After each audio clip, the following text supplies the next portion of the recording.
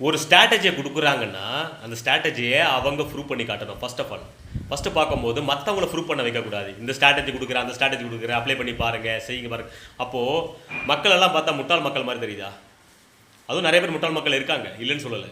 ஏன்னா அத என்ட்ரி பண்ணி, எக்ஸிட் பண்ணி ரியல் மனில அவங்களுடைய லைஃபே நெறைய பேர் இழந்திருக்காங்க. ஃபர்ஸ்ட் யார் ஸ்ட்ராட்டஜி குடுக்குறாங்களோ, இது நான் என் ஸ்ட்ராட்டஜி நான் அப்ளை பண்ணி காட்டுறேனே. லைவ்ல நான் அப்ளை பண்ணி காட்டுறேன். இந்த ஸ்ட்ராட்டஜி என்து இருக்கு. டைமண்ட்ல குடுத்த ஸ்ட்ராட்டஜி இருக்கு. நான் லைவ்ல அப்ளை பண்றேன். அந்த மாரி அப்ளை பண்ணி காட்டணும். அப்படி இல்லாத ஸ்ட்ராட்டஜி மட்டும் சொல்லிட்டு இருக்காங்க. இந்த மாரி காண்டஸ்டிக் உருவாகணும், அந்த மாரி இந்த மாரி மார்க்கெட் மேல போகும், கீழ போகும், 1000 புள்ளிகள் மேல புள்ளிகள்.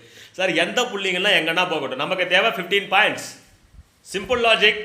நம்ம ஸ்ட்ராட்டஜி வரும்போது என்ட்ரி கொடுக்க போறோம். நம்மளோட ஸ்ட்ராட்டஜி அகைன்ஸ்ட் ஆச்சுன்னா எக்ஸிட் ஆக போறோம்.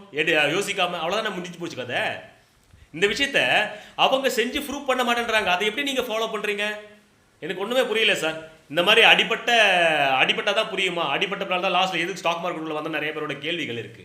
ஃபர்ஸ்ட் நம்ம திருந்திக்கணும். திருடனாய் பார்த்து திறந்தாவிட்டால் திருத்தை ஒழிக்க முடியாது. திருடனை திருத்த முடியாது. நம்ம தான் திருந்துக்கணும். புரியுதுங்களா? ஸ்டாக் மார்க்கெட்ல இதுதான் ரியாலிட்டி, இதுதான் சைக்காலஜி, இதுதான் என்ட்ரி, இதுதான் எக்ஸிட். இவ்வளவு தான் சம்பாதிக்க முடியும். இவ்வளவு நாள் டெய்லியுமே இன்கம் கொடுக்கும். அதை நம்ம தக்க வச்சுக்கணும்.